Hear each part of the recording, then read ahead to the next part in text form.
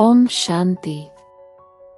ಇಂದು ಪ್ರಾತಃ ಮುರಳಿ ದಿನಾಂಕ ಆಗಸ್ಟ್ 20, 2025.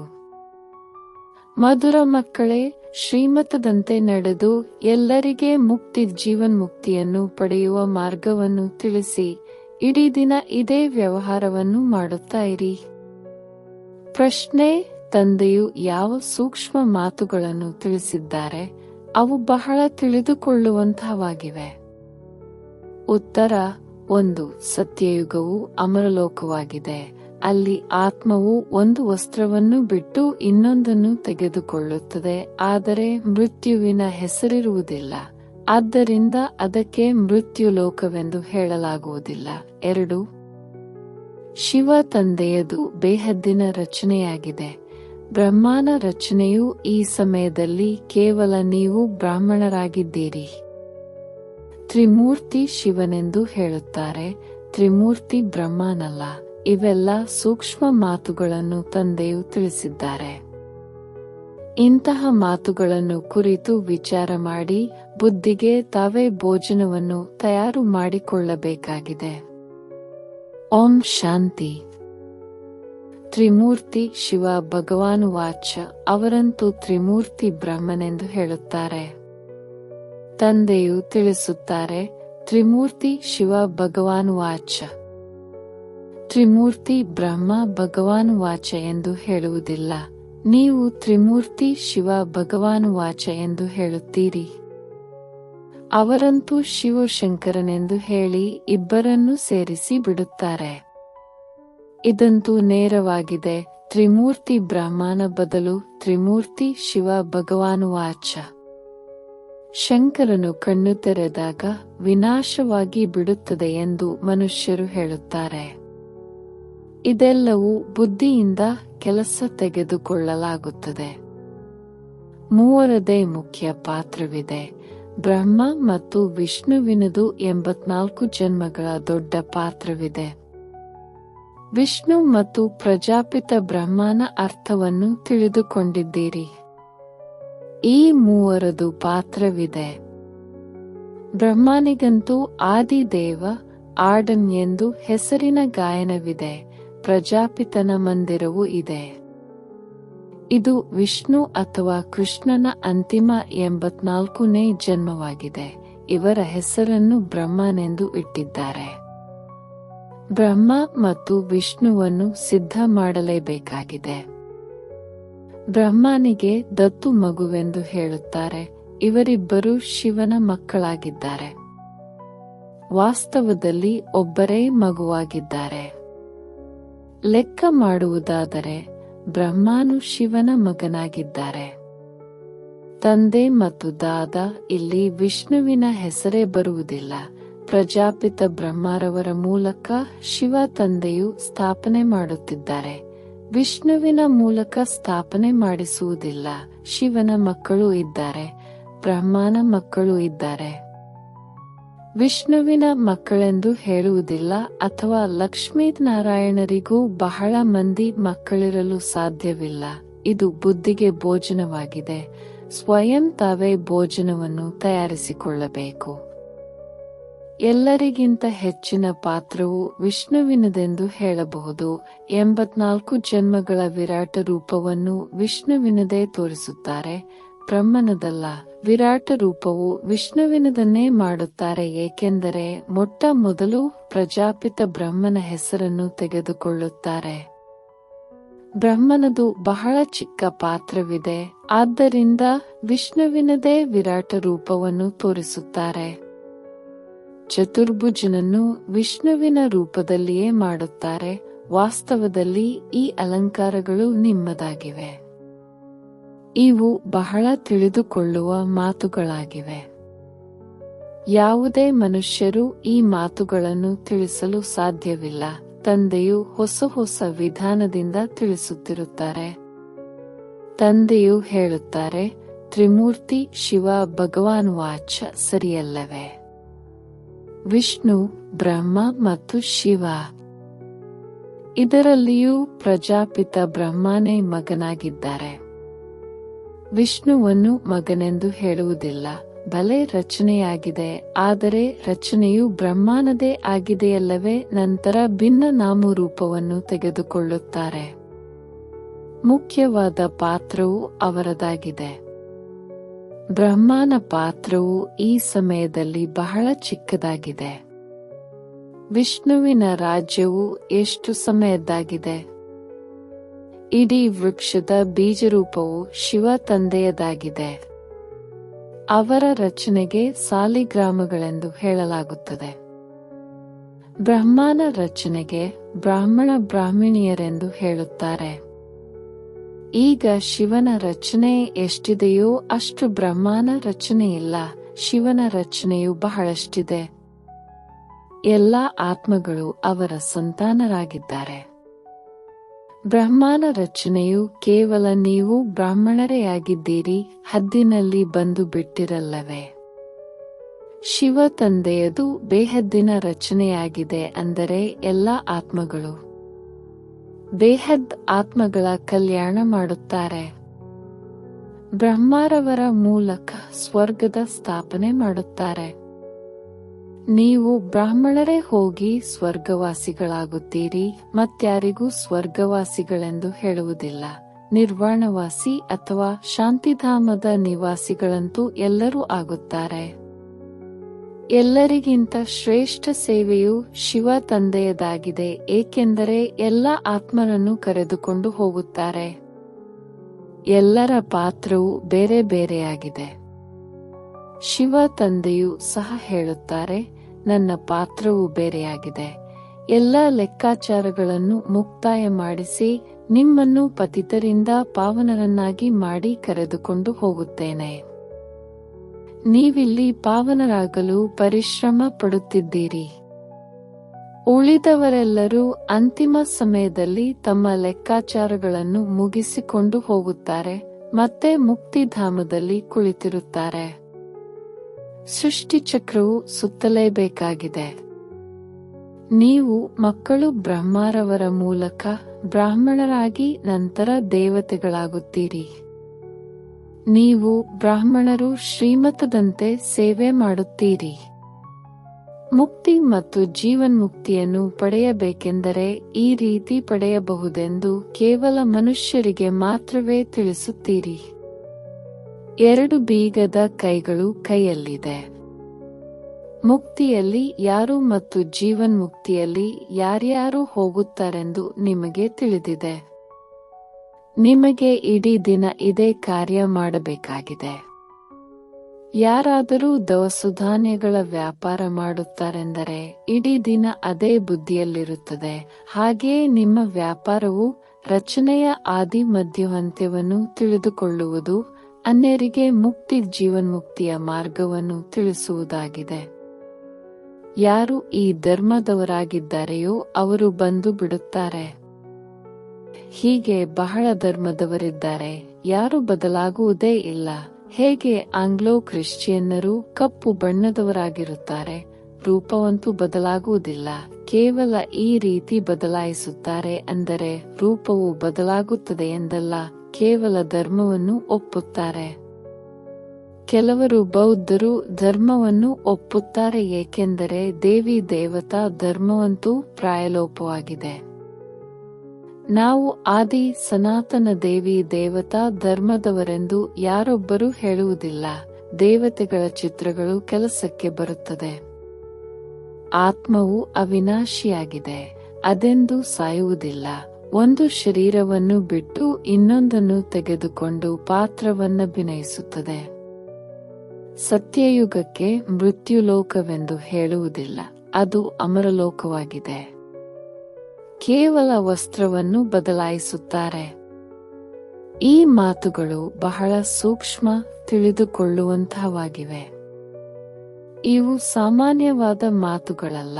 ಹೇಗೆ ವಿವಾಹವಾದಾಗ ಕೆಲವರಿಗೆ ವರದಕ್ಷಿಣೆಯಾಗಿ ವಸ್ತುಗಳನ್ನು ಕೊಡುತ್ತಾರೆ, ಕೆಲವರಿಗೆ ಸ್ವಲ್ಪ ಹಣವನ್ನು ಕೊಡುತ್ತಾರೆ, ಕೆಲವರಿಗೆ ಕೈ ತುಂಬಿ ಕೊಡುತ್ತಾರೆ. ಕೆಲವರು ಎಲ್ಲವನ್ನೂ ತೋರಿಸಿ ತೋರ್ಪಡಿಕೆ ಕೊಳ್ಳುತ್ತಾರೆ. ಇನ್ನು ಕೆಲವರು ಗುಪ್ತವಾಗಿ ಪೆಟ್ಟಿಗೆಯಲ್ಲಿ ತುಂಬಿಸಿ ಕೊಡುತ್ತಾರೆ. ಭಿನ್ನ ಭಿನ್ನ ಪ್ರಕಾರದವರಿರುತ್ತಾರೆ. ನಿಮಗಂತೂ ಬಹಳಷ್ಟು ಆಸ್ತಿಯೂ ಸಿಗುತ್ತದೆ, ಏಕೆಂದರೆ ನೀವೆಲ್ಲರೂ ವಧುಗಳಾಗಿದ್ದೀರಿ, ತಂದೆಯು ವರನಾಗಿದ್ದಾರೆ.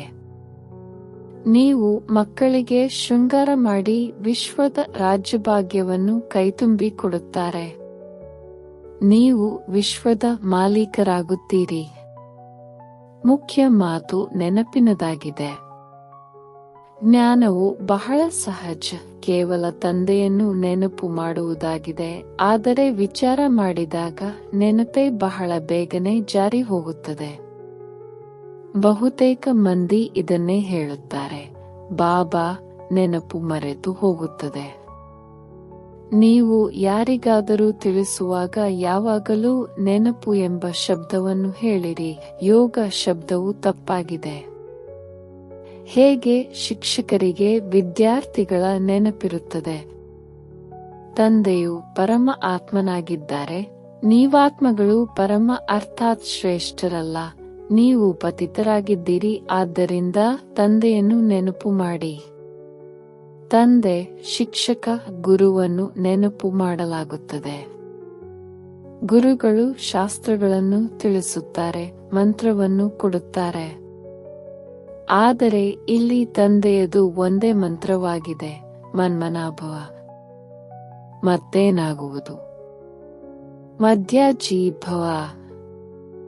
ನೀವು ವಿಷ್ಣುಪುರಿಯಲ್ಲಿ ಹೊರಟು ಹೋಗುತ್ತೀರಿ. ಎಲ್ಲರೂ ರಾಜರಾಣಿಯರಾಗುವುದಿಲ್ಲ. ರಾಜ್, ರಾಣಿ ಮತ್ತು ಪ್ರಜೆಗಳು ಇರುತ್ತಾರೆ ಅಂದಾಗ ಮುಖ್ಯವಾದವರು ತ್ರಿಮೂರ್ತಿಗಳಾಗಿದ್ದಾರೆ. ಶಿವ ತಂದೆಯ ನಂತರ ಬ್ರಹ್ಮ. ಇವರೇ ಮನುಷ್ಯ ಸೃಷ್ಟಿ ಅರ್ಥಾತ್ ಬ್ರಾಹ್ಮಣರನ್ನು ರಚಿಸುತ್ತಾರೆ ಮತ್ತೆ ಬ್ರಾಹ್ಮಣರಿಗೆ ಓದಿಸುತ್ತಾರೆ. ಇದು ಹೊಸ ಮಾತಲ್ಲವೇ? ನೀವು ಬ್ರಾಹ್ಮಣ ಬ್ರಾಹ್ಮಣಿಯರು ಪರಸ್ಪರ ಸಹೋದರ ಸಹೋದರಿಯರಾದಿರಿ. ನಾವು ಸಹೋದರ ಸಹೋದರಿ ಎಂದು ವೃದ್ಧರು ಹೇಳುತ್ತೀರಿ. ಇದು ಆಂತರ್ಯದಲ್ಲಿ ತಿಳಿದುಕೊಳ್ಳುವ ಮಾತುಗಳಾಗಿವೆ. ಮೇಲೆ ಕೇವಲ ಹೇಳುವ ಮಾತಲ್ಲ. ಭಗವಂತನು ಪ್ರಜಾಪಿತ ಬ್ರಹ್ಮರವರ ಮೂಲಕ ಸೃಷ್ಟಿಯನ್ನು ರಚಿಸಿದರು. ಅಂದ ಮೇಲೆ ಸಹೋದರ ಸಹೋದರರಾದಿರಲ್ಲವೇ? ಒಬ್ಬ ಪ್ರಜಾಪಿತ ಬ್ರಹ್ಮನ ಮಕ್ಕಳೇ ಆಗಿದ್ದೀರಿ. ಇವು ತಿಳಿದುಕೊಳ್ಳುವ ಮಾತುಗಳಾಗಿವೆ. ಮಕ್ಕಳಿಗೆ ಬಹಳ ಖುಷಿ ಇರಬೇಕು. ನಮಗೆ ಓದಿಸುವವರು ಯಾರು? ಶಿವ ತಂದೆ, ತ್ರಿಮೂರ್ತಿ ಶಿವ. ಬ್ರಹ್ಮನದು ಬಹಳ ಸ್ವಲ್ಪ ಸಮಯದ ಪಾತ್ರವಿದೆ. ಸತ್ಯಯುಗಿ ರಾಜಧಾನಿಯಲ್ಲಿ ವಿಷ್ಣುವಿನದು 8 ಜನ್ಮಗಳ ಪಾತ್ರವು ನಡೆಯುತ್ತದೆ. ಬ್ರಹ್ಮರವರದು ಒಂದೇ ಜನ್ಮದ ಪಾತ್ರವಿದೆ. ಆದ್ದರಿಂದ ವಿಷ್ಣುವಿನ ಪಾತ್ರವು ದೊಡ್ಡದೆಂದು ಹೇಳಲಾಗುತ್ತದೆ. ತ್ರಿಮೂರ್ತಿ ಶಿವನು ಮುಖ್ಯವಾಗಿದ್ದಾರೆ. ಅವರ ನಂತರ ಬ್ರಹ್ಮನ ಪಾತ್ರವು ಬರುತ್ತದೆ. ಇವರು ನೀವು ಮಕ್ಕಳನ್ನು ವಿಷ್ಣುಪುರಿಯ ಮಾಲೀಕರನ್ನಾಗಿ ಮಾಡುತ್ತಾರೆ. ಬ್ರಹ್ಮನಿಂದ ಬ್ರಾಹ್ಮಣರು ಮತ್ತೆ ನೀವೇ ದೇವತೆಗಳಾಗುತ್ತೀರಿ. ಆದ್ದರಿಂದ ಇವರು ಅಲೌಕಿಕ ತಂದೆಯಾದರು. ಸ್ವಲ್ಪ ಸಮಯಕ್ಕಾಗಿ ಇವರು ತಂದೆಯಾಗಿದ್ದಾರೆ. ಇವರನ್ನು ಈಗ ಒಪ್ಪುತ್ತೀರಿ. ಆದಿದೇವ, ಆದಂ ಮತ್ತು ಬೀಬಿ. ಇವರಿಲ್ಲದೆ ಸೃಷ್ಟಿಯು ಹೇಗೆ ರಚನೆಯಾಗುತ್ತದೆ? ಆದಿದೇವ ಮತ್ತು ಆದಿದೇವಿ ಇದ್ದಾರಲ್ಲವೇ? ಬ್ರಹ್ಮನ ಪಾತ್ರವು ಕೇವಲ ಸಂಗಮಯುಗದ ಸಮಯದ್ದಾಗಿದೆ. ದೇವತೆಗಳ ಪಾತ್ರವಾದರೂ ಬಹಳ ನಡೆಯುತ್ತದೆ. ದೇವತೆಗಳು ಕೇವಲ ಸತ್ಯಯುಗದಲ್ಲಿರುತ್ತಾರೆಂದು ಹೇಳುತ್ತಾರೆ, ತ್ರೇತಾಯುಗದಲ್ಲಿ ಕ್ಷತ್ರಿಯರೆಂದು ಹೇಳುತ್ತಾರೆ. ನಿಮಗೆ ಬಹಳ ಗುಹ್ಯವಾದ ಅಂಶಗಳು ಸಿಗುತ್ತವೆ. ಎಲ್ಲವನ್ನೂ ಒಂದೇ ಸಮಯದಲ್ಲಿ ವರ್ಣನೆ ಮಾಡಲು ಸಾಧ್ಯವಿಲ್ಲ. ಅವರು ತ್ರಿಮೂರ್ತಿ ಬ್ರಹ್ಮನೆಂದು ಹೇಳುತ್ತಾರೆ, ಶಿವನನ್ನು ಹಾರಿಸಿ ಬಿಟ್ಟಿದ್ದಾರೆ, ಮತ್ತೆ ತ್ರಿಮೂರ್ತಿ ಶಿವನೆಂದು ಹೇಳುತ್ತಾರೆ. ತ್ರಿಮೂರ್ತಿ ಬ್ರಹ್ಮನೆಂದು ಹೇಳುತ್ತಾರೆಂದರೆ ಅದರಲ್ಲಿ ಬ್ರಹ್ಮ, ವಿಷ್ಣು, ಶಂಕರನು ಬರುತ್ತಾರೆ. ನಾವು ತ್ರಿಮೂರ್ತಿ ಶಿವನೆಂದು ಹೇಳುತ್ತಾರೆ. ಇವೆಲ್ಲವೂ ಭಕ್ತಿ ಮಾರ್ಗದ ಚಿತ್ರಗಳಾಗಿವೆ. ಬ್ರಹ್ಮರವರ ಮೂಲಕ ಪ್ರಜೆಗಳನ್ನು ರಚಿಸುತ್ತಾರೆ. ಮತ್ತೆ ನೀವು ದೇವತೆಗಳಾಗುತ್ತೀರಿ. ವಿನಾಶದ ಸಮಯದಲ್ಲಿ ಪ್ರಾಕೃತಿಕ ಆಪತ್ತುಗಳು ಬರುತ್ತವೆ. ವಿನಾಶವಂತೂ ಆಗಲೇಬೇಕಾಗಿದೆ. ಕಲಿಯುಗದ ನಂತರ ಮತ್ತೆ ಸತ್ಯಯುಗವಾಗುವುದು. ಇಷ್ಟೆಲ್ಲ ಶರೀರಗಳ ವಿನಾಶವೂ ಆಗಲೇಬೇಕಾಗಿದೆ. ಎಲ್ಲವೂ ಪ್ರತ್ಯಕ್ಷ ರೂಪದಲ್ಲಿ ಆಗಬೇಕಲ್ಲವೇ? ಕೇವಲ ಕಣ್ಣು ತೆರೆದ ತಕ್ಷಣ ಆಗಿ ಬಿಡುವುದಿಲ್ಲ. ಯಾವಾಗ ಸ್ವರ್ಗವು ಮರೆಯಾಗುವುದೋ ಆ ಸಮಯದಲ್ಲಿಯೂ ಭೂಕಂಪಗಳಾಗುತ್ತವೆ. ಅಂದ ಮೇಲೆ ಆ ಸಮಯದಲ್ಲಿಯೂ ಶಂಕರನು ಕಣ್ಣನ್ನು ತೆರೆಯುವರೆ? ದ್ವಾರಿಕೆ ಅಥವಾ ಲಂಕೆಯು ನೀರಿನಲ್ಲಿ ಮುಳುಗಿ ಹೋಯಿತೆಂದು ಹೇಳುತ್ತಾರಲ್ಲವೇ? ಈಗ ತಂದೆಯು ತಿಳಿಸುತ್ತಾರೆ, ನಾನು ಕಲ್ಲು ಬುದ್ಧಿಯವರನ್ನು ಪಾರಸ ಬುದ್ಧಿಯವರನ್ನಾಗಿ ಮಾಡಲು ಬಂದಿದ್ದೇನೆ. ಹೇ ಪತಿತ ಪಾವನ, ಬನ್ನಿ, ಬಂದು ಪಾವನ ಪ್ರಪಂಚವನ್ನು ಸ್ಥಾಪನೆ ಮಾಡಿ ಎಂದು ಮನುಷ್ಯರು ಕರೆಯುತ್ತಾರೆ. ಆದರೆ ಈಗ ಕಲಿಯುಗವಾಗಿದೆ.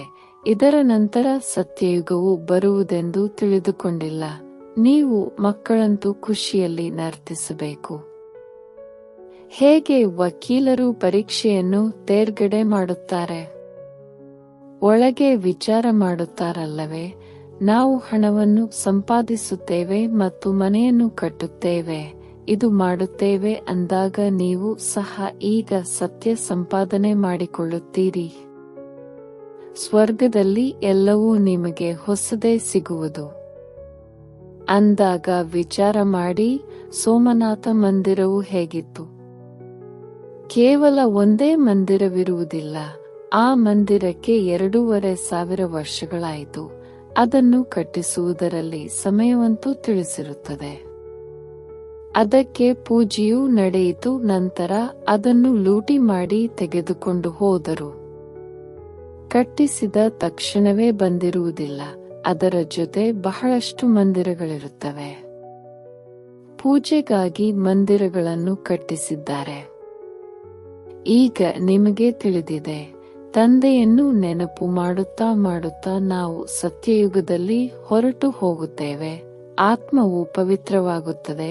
ಪರಿಶ್ರಮ ಪಡಬೇಕಾಗುತ್ತದೆ. ಪರಿಶ್ರಮವಿಲ್ಲದೆ ಕೆಲಸವೂ ನಡೆಯುವುದಿಲ್ಲ.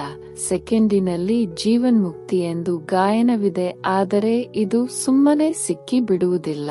ಮಕ್ಕಳಾದಾಗ ಅವಶ್ಯವಾಗಿ ಸಿಗುತ್ತದೆ ಎಂದು ಹೇಳಬಹುದು. ನೀವೀಗ ಮುಕ್ತಿಧಾಮದಲ್ಲಿ ಹೋಗುವುದಕ್ಕಾಗಿ ಪರಿಶ್ರಮ ಪಡುತ್ತಿದ್ದೀರಿ. ಅಂದ ಮೇಲೆ ತಂದೆಯ ನೆನಪಿನಲ್ಲಿರಬೇಕಾಗಿದೆ.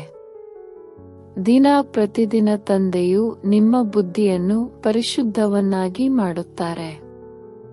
ತಂದೆಯು ತಿಳಿಸುತ್ತಾರೆ, ಮಕ್ಕಳೇ, ನಿಮಗೆ ಬಹಳ ಬಹಳ ಗುಹ್ಯವಾದ ಮಾತುಗಳನ್ನು ತಿಳಿಸುತ್ತೇನೆ. ಆತ್ಮವು ಬಿಂದುವಾಗಿದೆ, ಪರಮಾತ್ಮನು ಬಿಂದುವಾಗಿದ್ದಾರೆ ಎಂಬ ಮಾತನ್ನು ಮೊದಲು ತಿಳಿಸಿರಲಿಲ್ಲ. ಇದಕ್ಕೆ ತಂದೆಯು ಮೊದಲೇ ಏಕೆ ತಿಳಿಸಿರಲಿಲ್ಲ? ಇದಕ್ಕೆ ತಂದೆಯು ಮೊದಲೇ ಏಕೆ ತಿಳಿಸಲಿಲ್ಲ ಎಂದು ಹೇಳುತ್ತಾರೆ. ಆದರೆ ಇದು ಡ್ರಾಮಾದಲ್ಲಿರಲಿಲ್ಲ. ಮೊದಲೇ ನಿಮಗೆ ತಿಳಿಸಿದರೆ ನೀವು ತಿಳಿದುಕೊಳ್ಳಲು ಸಾಧ್ಯವಿಲ್ಲ. ನಿಧಾನವಾಗಿ ತಿಳಿಸುತ್ತಿರುತ್ತೇನೆ. ಇದು ರಾವಣ ರಾಜ್ಯವಾಗಿದೆ.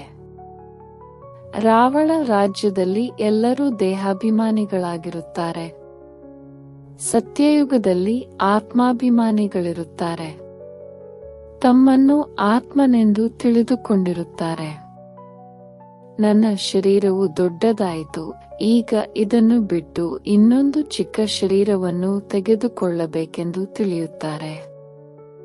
ಆತ್ಮದ ಶರೀರವು ಮೊದಲು ಚಿಕ್ಕದಾಗಿರುತ್ತದೆ, ನಂತರ ದೊಡ್ಡದಾಗುತ್ತಾ ಹೋಗುತ್ತದೆ. ಇಲ್ಲಂತೂ ಕೆಲವರದು ಸ್ವಲ್ಪ ಆಯಸ್ಸಿರುತ್ತದೆ, ಇನ್ನು ಕೆಲವರದು ಅಕಾಲ ಮೃತ್ಯುವಾಗುತ್ತದೆ. ಕೆಲವರಿಗೆ 125 ವರ್ಷಗಳು ಆಯಸ್ಸಿರುತ್ತದೆ.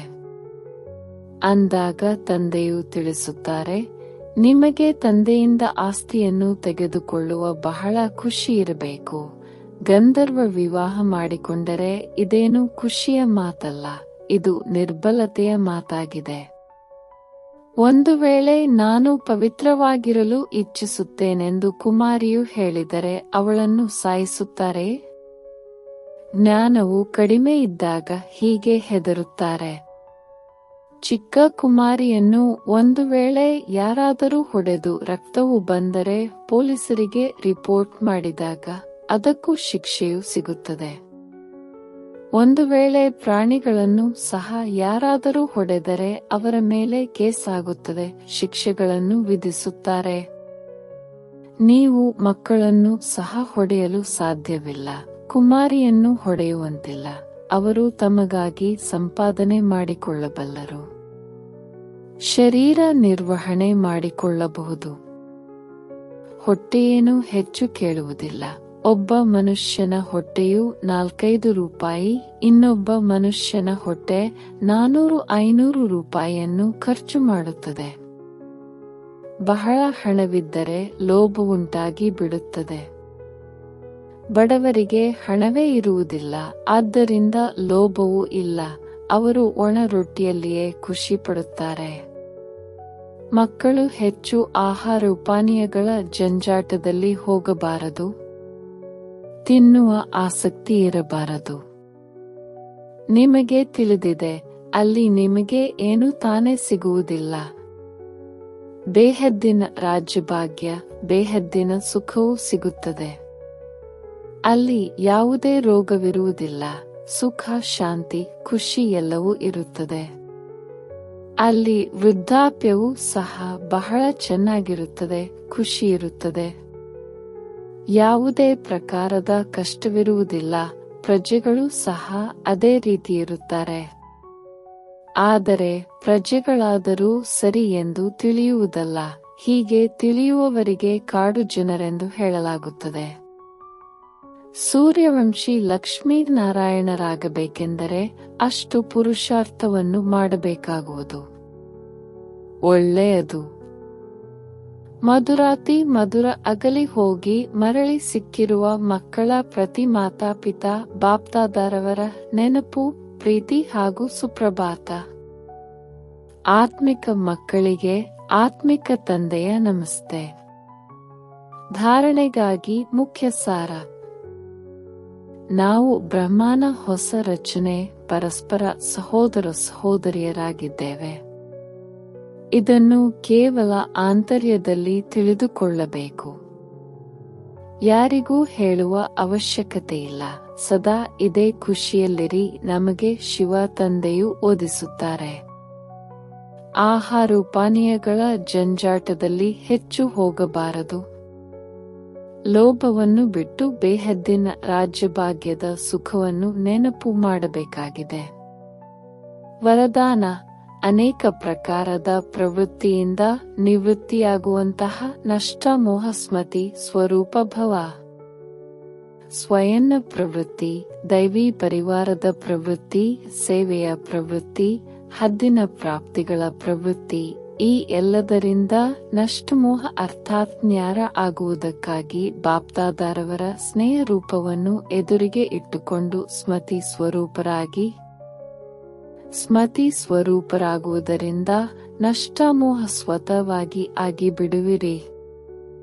ಪ್ರವೃತ್ತಿಯಿಂದ ನಿವೃತ್ತರಾಗುವುದು ಅರ್ಥಾತ್ ನನ್ನತನವನ್ನು ಸಮಾಪ್ತಿ ಮಾಡಿ ನಷ್ಟಮೋಹ ಆಗುವುದು. ಈ ರೀತಿಯ ನಷ್ಟಮೋಹ ಆಗುವ ಮಕ್ಕಳು ಬಹಳ ಕಾಲದ ಪುರುಷಾರ್ಥದಿಂದ ಬಹಳ ಕಾಲದ ಪ್ರಾರಬ್ಧದ ಪ್ರಾಪ್ತಿಯ ಅಧಿಕಾರಿಯಾಗುವರು. ಸ್ಲೋಗನ್: ಕಮಲದ ಹೂವಿನ ಹಾಗೆ ಭಿನ್ನರಾಗಿ, ಆಗ ಪ್ರಭುವಿನ ಪ್ರೀತಿ ಸಿಗುತ್ತಿರುವುದು. ಅವ್ಯಕ್ತ ಸೂಚನೆ: ಸಹಜಯೋಗಿಯಾಗಬೇಕೆಂದರೆ ಪರಮಾತ್ಮನ ಪ್ರೀತಿಯ ಅನುಭವಿಯಾಗಿರಿ. ಯಾರು ನಂಬರ್ 1 ಪತಂಗಗಳಿರುತ್ತಾರೆ ಅವರಿಗೆ ಸ್ವಯಂನ ಅರ್ಥಾತ್ ಈ ದೇಹಬಾನದ ಹಗಲು ರಾತ್ರಿಯ ಹಸಿವು ಮತ್ತು ಬಾಯಾರಿಕೆಯ ತಮ್ಮ ಸುಖದ ಸಾಧನೆಗಳ ಯಾವುದೇ ಮಾತಿನ ಆಧಾರವಿಲ್ಲ. ಅವರು ಎಲ್ಲಾ ಪ್ರಕಾರದ ದೇಹದ ಸ್ಮೃತಿಗಳನ್ನು ಮರೆತು ನಿರಂತರ ಪರಂಜ್ಯೋತಿಯ ಪ್ರೀತಿಯಲ್ಲಿ ಲವಲೀನರಾಗಿರುತ್ತಾರೆ. ಹೇಗೆ ತಂದೆ ಜ್ಯೋತಿ ಸ್ವರೂಪರಾಗಿದ್ದಾರೆ, ಲೈಟ್ ಮೈಟ್ ರೂಪರಾಗಿದ್ದಾರೆ, ಹಾಗೆಯೇ ತಂದೆಯ ಸಮಾನ ಸ್ವಯಂ ಲೈಟ್ ಮೈಟ್ ರೂಪರಾಗಿ ಬಿಡುತ್ತಾರೆ. ಓಂ ಶಾಂತಿ. ನಿಮಗೆ ಇಷ್ಟವಾದರೆ ದಯವಿಟ್ಟು ಚಾನೆಲ್ ಸಬ್ಸ್ಕ್ರೈಬ್ ಮಾಡಿ. ಓಂ ಶಾಂತಿ.